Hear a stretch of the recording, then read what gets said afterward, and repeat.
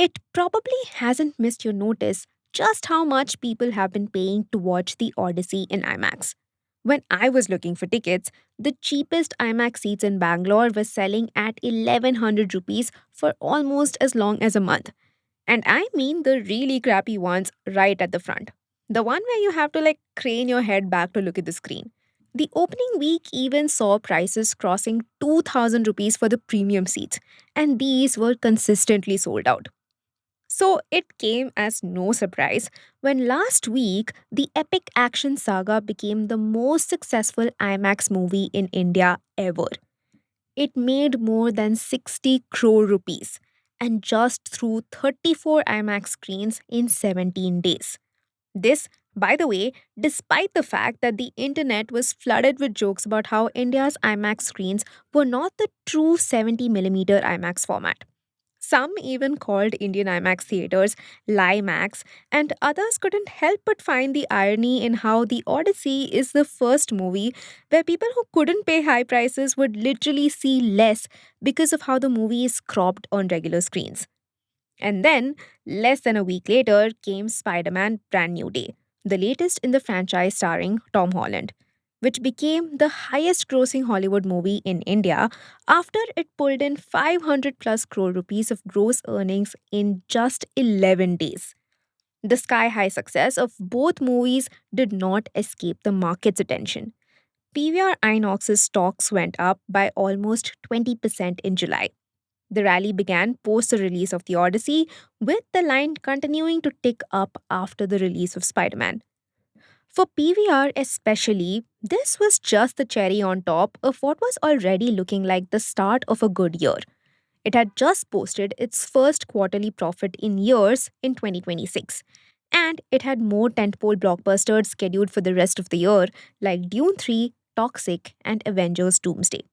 Now, on paper, it does look like a recovery for PVR and every other theatre out there after a slow last couple of years.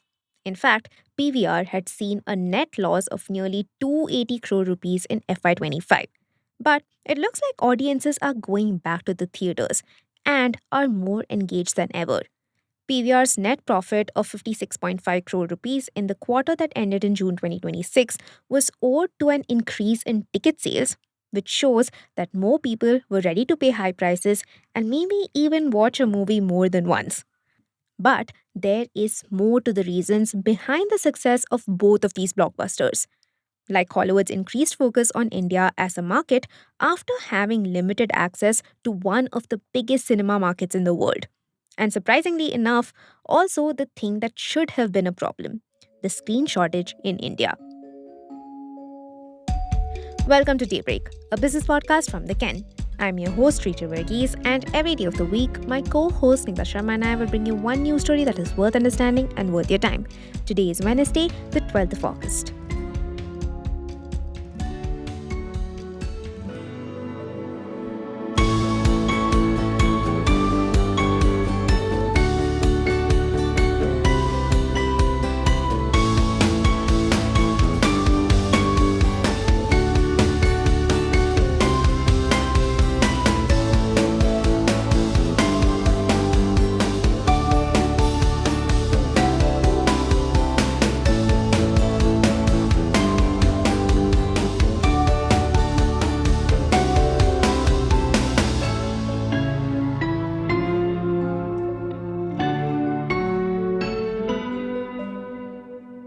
The Odyssey's promotional tour in India is probably one of the most viral ones in the country.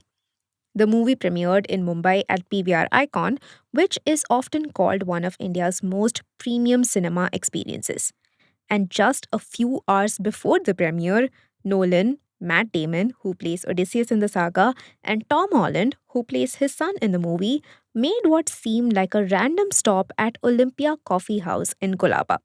The obvious reference to the Greek Mount Olympus aside, the video of the moment went viral because of how culturally resonant it was.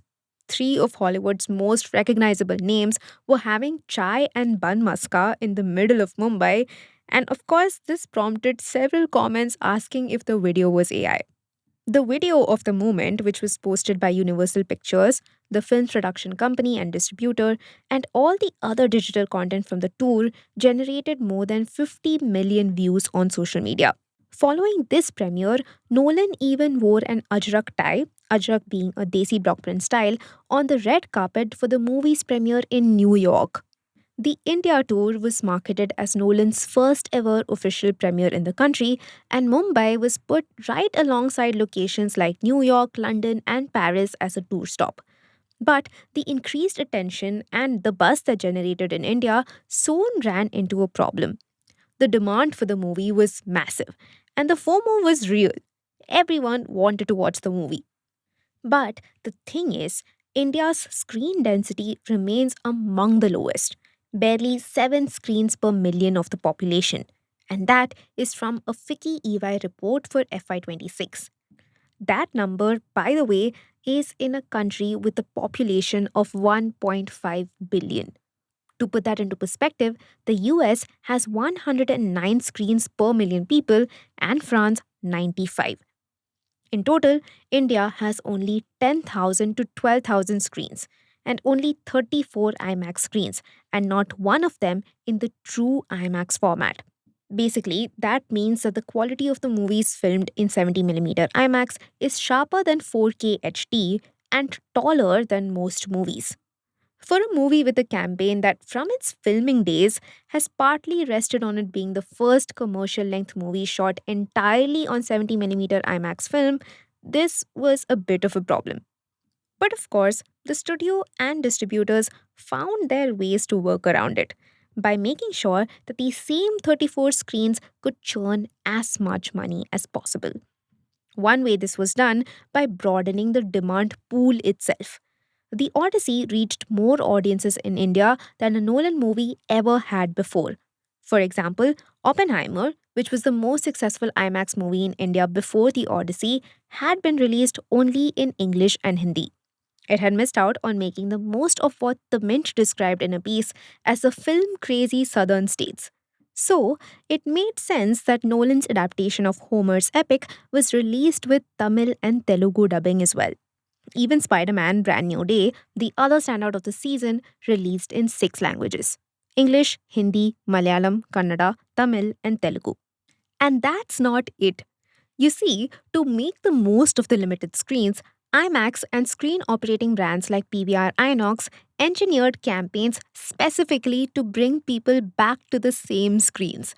PVR, by the way, operates the largest number of IMAX screens in India, about 21 out of the 34. Now, all of this boils down to really simple economics. You see, even as the demand kept increasing through the promotions and a broadening demand pool, the supply stayed exactly the same. And that is what helped cinemas keep the prices high and what resulted in you probably paying 3 times what a regular crappy IMAX ticket would cost. In fact, at one point, prices in Mumbai and Delhi were as high as 3,000 and 2,500 rupees. No wonder the movie broke records as fast as it did. Now, here are some ways in which cinemas figured out that they could squeeze the most out of viewers by having them watch the same movie again and again.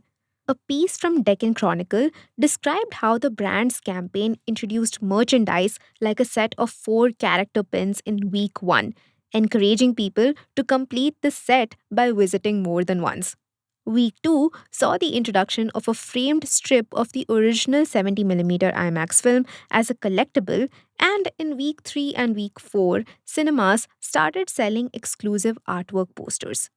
All of the promotions were aimed at framing The Odyssey as a once in a generation cinematic event best experienced in IMAX. Kamal Gyanchandani, PVR Inox's chief strategy officer, credited the company's role in the movie's success, from hosting the premiere event to the campaigns that sustained demand during its entire run. He claimed that the campaign made moviegoers treat the film as an event that was worth coming back to and to be shared with family and friends. The loyalty engineering certainly shows up in the numbers for companies like PVR as well. Its profitable quarter, for example, was driven by an almost 16% year on year increase in ticket sales to more than 8 billion rupees and a nearly 17% rise in food and beverage sales to more than 5 billion rupees. Based on these statistics, the numbers for next quarter are likely going to see a similar trend, considering the records that two major movies have already broken and a blockbuster slate that's lined up for the rest of the year. But knowing the kind of screen distribution in India, what convinced the studio to spend the kind of time and money it did on promoting it in the country? More on this in the next segment.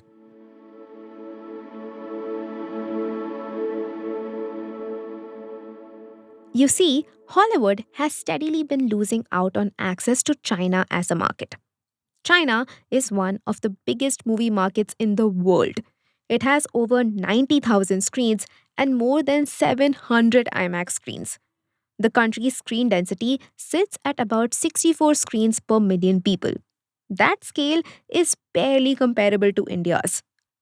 Now, let me explain what exactly is going on between Hollywood and the Chinese market. In 2017, a deal between US and China called the US China Film Agreement expired and was never renewed. The deal used to guarantee the release of 34 American films in China every year. By 2021, the number of US films imported by China dropped to 21, and Hollywood soon started losing profits in the market. Its share of China's annual box office fell from 36% in 2018 to just 14% in 2024. Overall, movies released in China have also been grossing far less than before.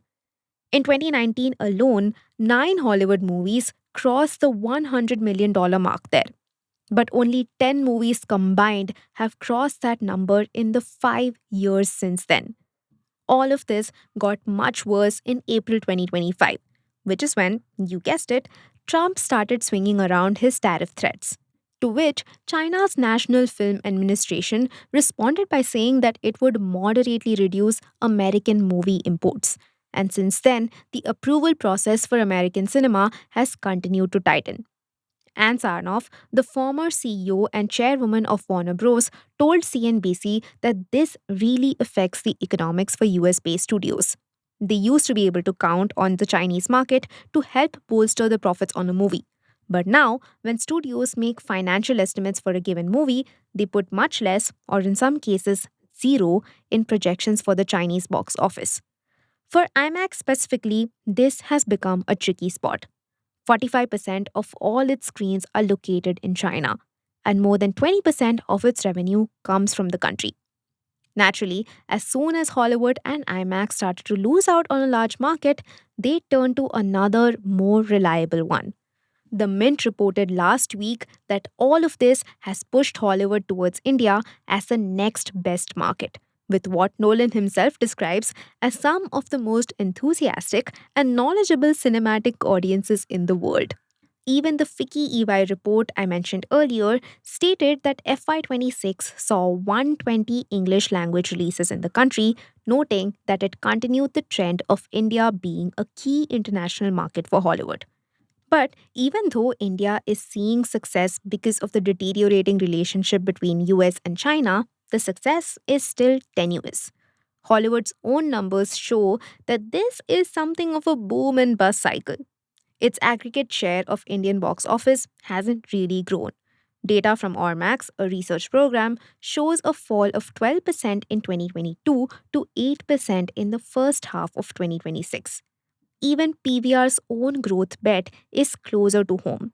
It recently announced an initiative called Smart Cinemas for Tier 3 India.